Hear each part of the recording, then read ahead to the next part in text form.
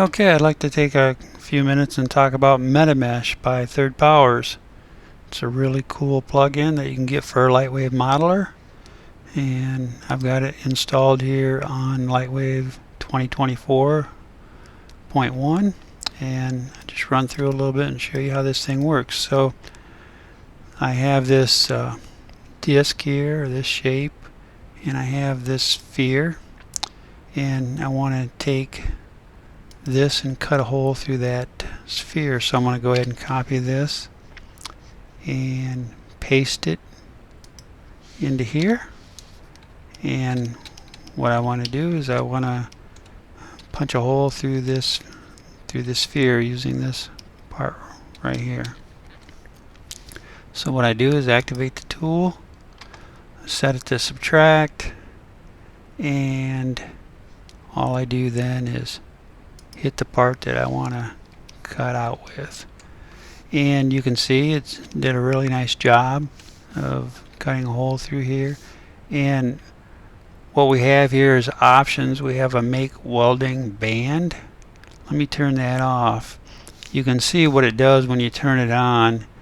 It makes a ring like you're using Bandsaw Pro, and you're making a ring that kind of tightens that up, and you can adjust that right here like this. So it's really nice. And you have different smoothing levels here. You can see how that changes the shape a little bit around here. I've got another object that you can really see kind of what that does. So you can adjust that. So, and then you can also union it, put it together. And again, here we have that welding band is off, and we'll turn it on, and we can adjust that. And you can grab this and you can move it around.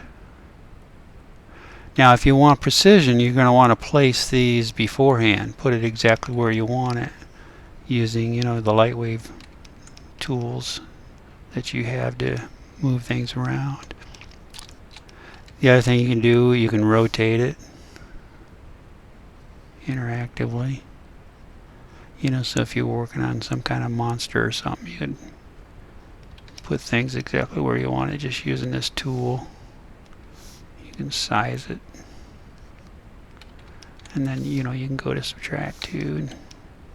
And then also too, you can show your wireframe, so if you want. I think that just gets in the way, so I generally turn that off.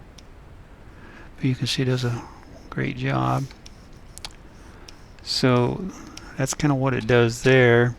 Let me show you what it does, and I'll kind of describe these smoothing levels a little bit better here. Let me go to something else here. So we have this shape here, screw, and we have this square.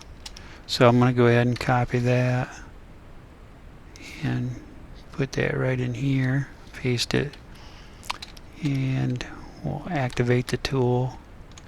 And I want to union it together. So I just click that, and you can see it unioned, put it together. Now this is where you can see the difference in the smoothing levels. See, right now it's wide. Now I'll just go to narrow. You can really see the difference here. You can see how that sharpened everything back up. And then you got medium, wide. That's what that does. And then you still have the make welding band, and that's this band going around here. And you can see how you can get it, if you want that kind of a shape. Put the welding band on, and you can adjust that here like so. And then you have these here to kind of show the different smoothing levels. Now in this situation here, you might want to go ahead and maybe do some cleanup after the fact. So you might want to come in here and grab these 2 points and maybe weld those to average. grab those two. So you might have to do a little cleanup afterwards if you really want to get a good result, and then delete the 2-point poly chain that's left over. But overall, you know, you get a really super nice result. Now let me show you something on another example, something a little bit more complex. So I had made the screw for a customer, and the customer wanted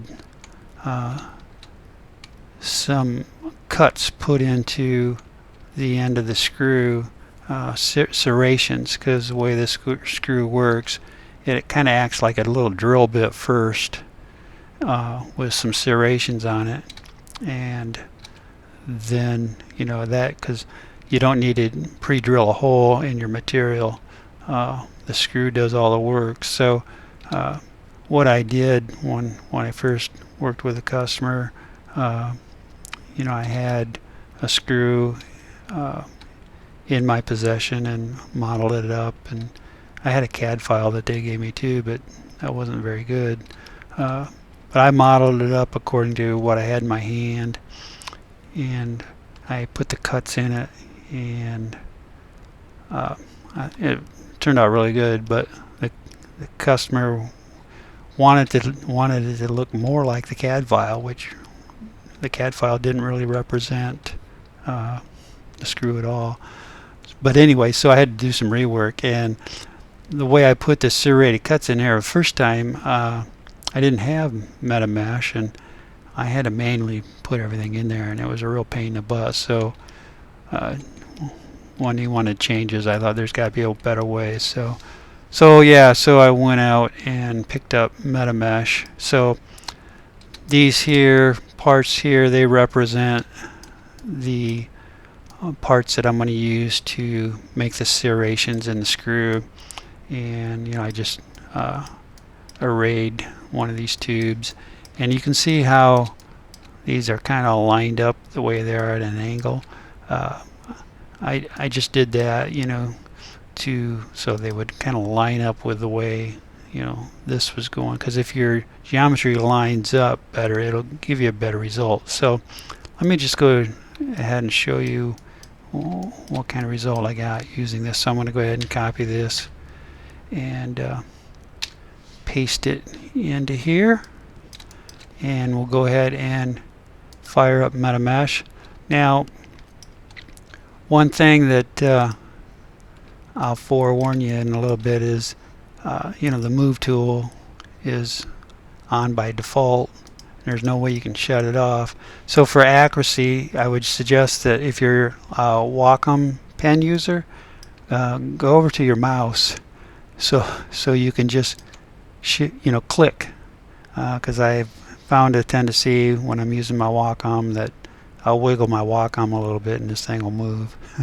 So go ahead and just click, and you'll see you get this wonderful result right away, and you can, you know, adjust that a little bit. So once you get this adjusted to your liking, and we'll say for good measure, you know, we like that right there, we can just go ahead and drop the tool, reactivate it, and go to the next one. Drop the tool, reactivate, go to the next one, and I'm getting these wonderful cuts. And it's so much easier than what I was doing before. Talk about a real lifesaver. So we'll just go through here and do this real quick, and you can see how that would be very difficult any other way other than using this tool. And it's all subdivision surfaces. It's really nice. You can see it's beautiful. It turned out really nice. Now you may have to go in, and I did on mine, I spun some edges and, you know, just kind of cleaned it up a little bit here and there wherever it needed, but for the most part, you know, it's terrific. So I highly recommend MetaMesh for anybody that hasn't picked it up. If you do this kind of modeling, or if you have a job where you need to do something like this, definitely go ahead and pick it up and support 3rd Powers.